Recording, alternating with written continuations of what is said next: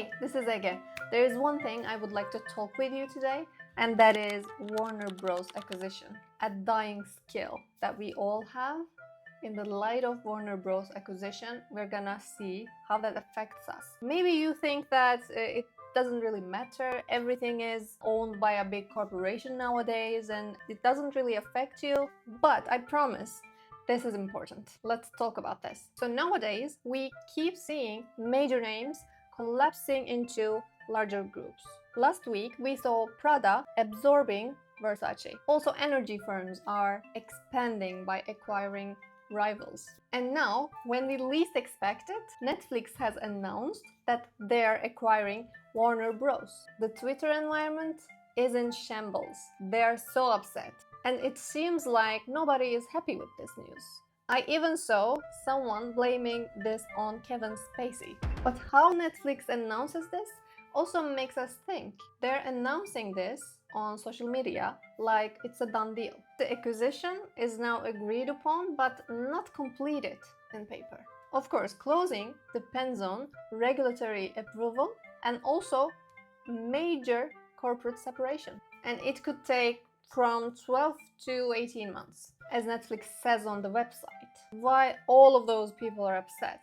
It's because even though Netflix says that they're gonna protect the style of Warner Bros., the ongoing commitments, the commitments to the theater, but we are not trusting that. The pattern here shows us more and more decisions are made by smaller and smaller groups of people. This can get political. This can get personal, not only political. We, of all individuals, would like to think that we have our own taste to savor from life. But in reality, just like everything else, that taste is being manipulated as well. The taste is becoming so much harder to build and so much hard to keep. And it becomes harder not because we are constantly bombarded with what they want us to like, but also because our patience to build a taste is scattered and in shambles. Maybe we should understand taste first, because I think most people are confusing taste with preference. Preference is a biological thing. For example, you eat a chocolate and you like it right away because of the sugar it contains. However, taste needs time. Taste is acquired. It is built in your mind with lots of effort. You curate it with your own terms, years and years. It's actually a muscle that needs to be torn in order to grow. Pierre Bourdieu, the author of Distinction, and various psychologists suggest that there is a specific cycle that we go through when we acquire taste. First, exposure. You are exposed to it, to something, a taste, something that you drink, something that you see, something that you hear. And it's difficult at first. It is kind of bitter, you don't really understand it, you don't comprehend it, or you see an art and it is hard to explain it, it is hard to tell what it actually means, or it is a boring film that you see. You look at it with squinting eyes, and not because you have myopia, but because you are trying to understand it. And if you have myopia, add that too. And two, friction. Your first response is not pleasure, of course. It is mostly boredom, confusion.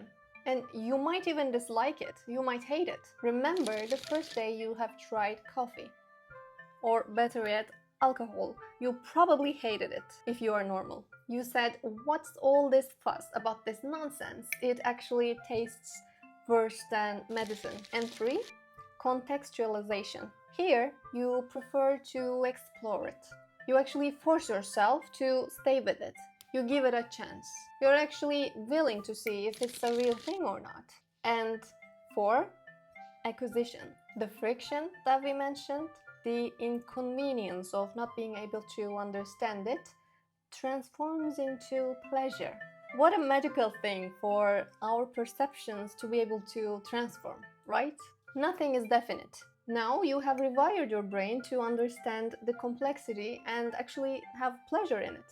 Now you might actually object Bourdieu and say, we can just get used to any bad thing. We can force our taste buds to enjoy something horrible, and at the end, we would just get used to it.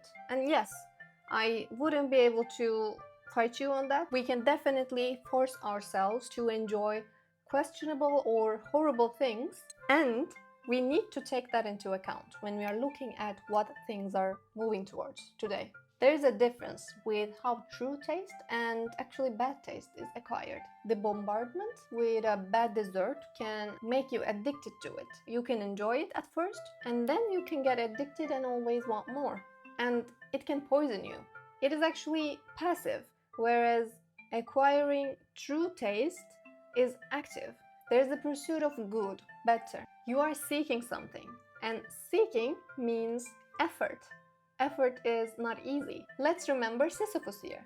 Effort means it's hard, but it is actually pleasurable, and the pleasure itself comes from the never-ending effort. The difference between acquiring true taste and surrendering to repetition actually show us in today's world of megacorps and algorithms, and also as a result, individuals working for those algorithms enter the room and steal our true will from us by force. Remember that crucial stage, friction? It requires you to stay with that uncomfortable feeling to be able to understand it. You have to stay there, and you have to be okay with not enjoying something.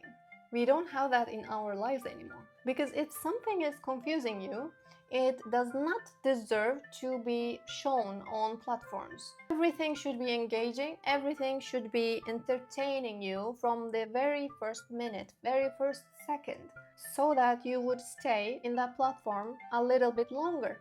These algorithms are the reason why we have popcorn brain in today's world. A brain that needs constant stimulation. And when you finally stumble upon something, a book, a movie, you actually cannot stay there long enough for you to get to the acquisition phase. You cannot sit through the boredom long enough. And this acquisition of Warner Bros. Might make this even harder. The giant corporations are paving the roads so smoothly, so we never ever feel a bump when we are going through that road. But the bumps were the places where we used to find interesting things. The giants will not want you to question your taste. They just want you to use the color of the year for your scarves, for the designs that you do, for the interior that you're gonna pick for your house. And the massive consolidations today are all friction removal machines. They are removing those bumps on the road. They are removing all of the frictions. And actually, we are constantly removing the bitterness from the espresso so that more people can drink it even faster and every day. I saw another post about comparing today's cartoons with older cartoons, and it was very visible, the difference in between. In old days, we had actually space to figure out what was happening. We didn't have so much sensory overload. It was actually calm. There was space for your mind to wander, to predict, to breathe. There was space for us to have emotional processing. It was actually a form of accidental mindfulness. And today's content is mostly sensory assault. Constant movement, constant noise, cuts every 2 seconds, even like I do right here. No silence is allowed. Why? Because silence is a form of friction. Silence is a risk. In silence, the viewer can realize that they are bored and they can click away. If we are raised on content eliminating friction, how we are going to be able to have that friction in order to build our taste? How can we possibly develop our patience that we need for that acquisition phase? Now, the Sopranos lovers are all afraid that the golden age of difficult television is now over, and all of the classics that we were are now flattened over to one big algorithm. Our Last Castle might be the new show that is airing on Apple TV, starring Rhea Seehorn and directed by Vince Gilligan. But even for that, I worry because I have been seeing some comments online saying that the show is a little bit too slow. I worry that people would get bored of its slow nature, which is very necessary for it to cause friction, and actually tune out before Vince Gilligan makes his point, just like he did deliciously in Better Call Saul. And here's the irony: this gluttony can poison the giants as well. By swallowing a massive dinosaur like Warner Bros., Netflix risks becoming that dinosaur itself, bloated, slow, and obsessed with safety. In the end, nobody wins. We lose our taste, and they lose our soul. I have my newsletter here, and this is only a draft which will be published soon, and I would like to invite you to maybe look at it and see how you like either the video form or the written format. Welcome to my morning pages of December 6th. This is the anatomy of a dying skill.